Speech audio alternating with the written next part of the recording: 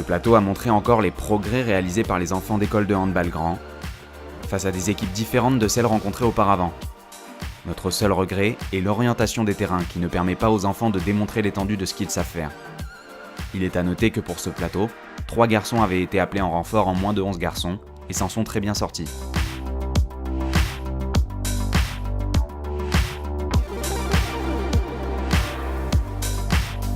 Les moins de 11 filles sont deuxièmes de leur championnat, avec 2 matchs de retard sur la première. Au-delà du résultat comptable, qui appartient aux filles, ce groupe est devenu une équipe soudée. Les filles progressent à chaque match et font preuve de sérieux, bravo à elles.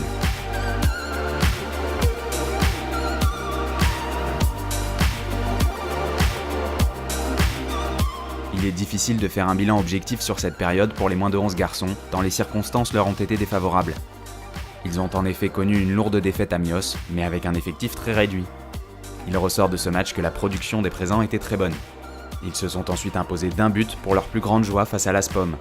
Les garçons progressent et font preuve de sérieux à l'entraînement.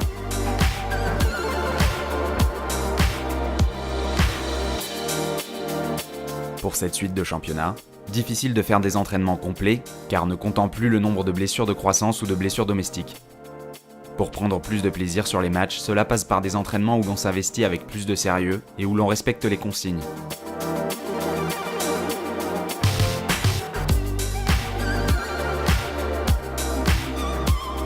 Suite au succès de notre équipe 2 de moins de 15 filles, malgré un effectif restreint de 7 joueuses lors du long déplacement à Montségur, 18-35, où nos filles ne se sont pas laissées endormir par 1h30 de voyage par trajet, elles ont subi après une défaite à domicile contre Saint-Médard-d'Héran, 18-22, pour de nouveau l'emporter le week-end dernier à Cestas, 10-26. Nos filles ont livré une prestation sérieuse et intéressante face à une bonne équipe cestadaise, qui a proposé une défense atypique et très organisée malgré la sévérité du score contre nos hôtes, permis par nos 2 performantes gardiennes.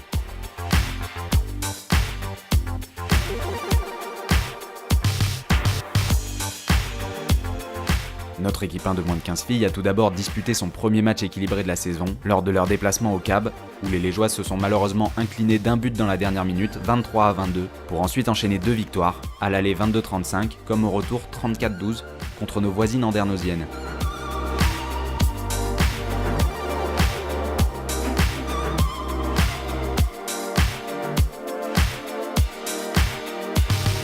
Après avoir fini deuxième de leur première phase de championnat régional, nos moins de 18 filles ont débuté les playoffs avec 2 victoires lors de 2 déplacements. Le match à Pau-Nousty a été très intéressant pour un match de reprise où nos filles ont su mettre du rythme et où défensivement elles ont mis beaucoup d'impact du début à la fin, qui leur ont permis de se libérer en attaque et l'emporter 20-26. Contre le CAB, le match fut très intense, 28-29. Nos filles ont su être déterminées et répondre aux assauts des Béglaises, avec une fin de match haletante où tout s'est joué sur un pénalty.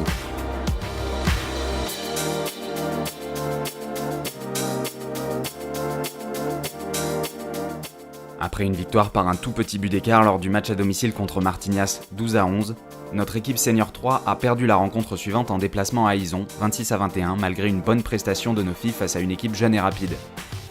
Les Légeoises ont encore une fois pêché dans la finition, bien qu'elles n'aient rien lâché malgré la fatigue.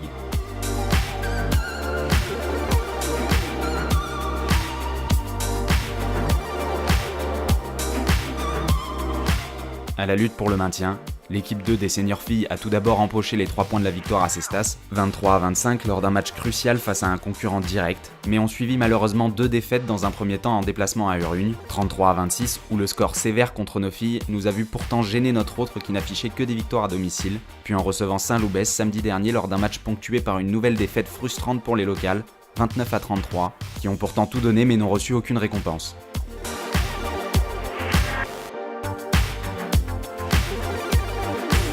L'équipe 1 des seniors filles a enchaîné 2 belles victoires contre Mourinx 27-24 fin janvier, puis contre l'ASPTT Limoges 23-19 malgré de nombreuses absences côté local et où il aura fallu attendre les 10 dernières minutes de la rencontre pour que la victoire choisisse son camp. Cependant, le déplacement à Quinte-Fonce-Grive 27-19 et la réception de Montcoutan 25-29 n'ont pas eu le même résultat. Pour beaucoup d'entre elles, c'était un retour à la compétition forcé à Quinte après une période d'absence et donc le manque d'entraînement et de rythme ont pesé en fin de rencontre. Face à Montcoutan, les visiteuses ont d'abord enchaîné lors des premières minutes leurs bons mouvements et ont fait parler leur puissance sans trouver d'opposition efficace.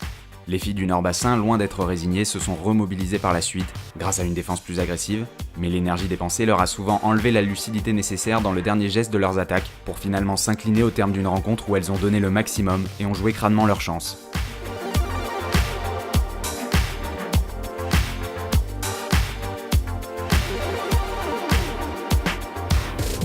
Quel est votre meilleur souvenir au handball? C'était le dernier match, le match de la semaine dernière où on a joué vraiment solidaire et on était tous, on s'entraidait beaucoup dans le match et du coup grâce à ça on a gagné. Moi c'était quand j'étais en moins de 11, parfois je tirais mais je savais pas que j'allais marquer, je marquais, du coup ça m'étonnait, du coup j'étais trop contente de faire ça. Moi c'était pareil que Zoé, le match de la semaine dernière où tout le monde jouait collectif, on s'était bien amusé. Nous sommes là pour faire l'école d'arbitrage et la formation des GIA. Quel est votre objectif en venant dans le club de Lège? Nous sommes là pour que le maximum de GIA puissent effectuer en départemental et voire région. Quelle formation faut-il suivre pour devenir arbitre? Suivre une formation d'arbitre et passer les diplômes de GIA pour pouvoir après être officiel. Et à partir de quel âge peut-on participer à la formation d'arbitrage? Dès moins de 11. Vous trouvez ça dur d'arbitrer? Les jeunes? Non, c'est facile. Ça va. Vous êtes joueuse à côté? Oui, Vous jouez où? à l'âge Cap Ferré en moins de 13. Ça vous apporte quoi l'arbitrage dans le jeu? Déjà on comprend que c'est compliqué, quand les arbitres sifflent des fautes et que nous on sait qu'il n'y a pas faute, on a tendance à râler, mais quand on arbitre on se rend compte que c'est pas si facile. Oui. Et c'est quoi qui est le plus dur dans l'arbitrage? D'essayer de tout bien siffler.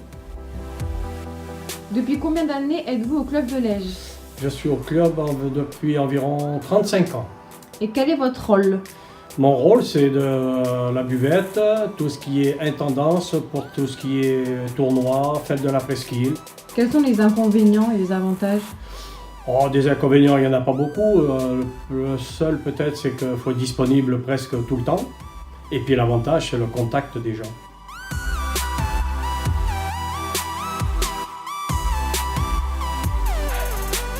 Le club de Lège Cap Ferré a organisé début février le Loto de la Saint-Blaise.